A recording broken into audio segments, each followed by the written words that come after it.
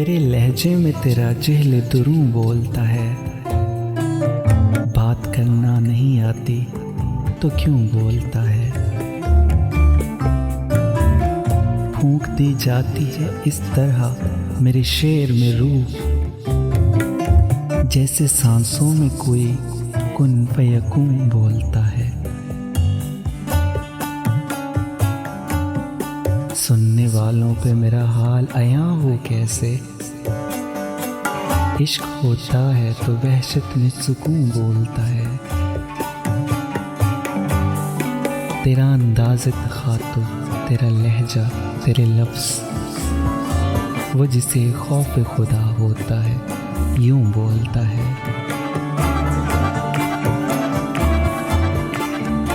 अक्ल इस बाब में खामोशी रहती है जनाब, जब हो मौजू हकीकत तो जुनून बोलता है।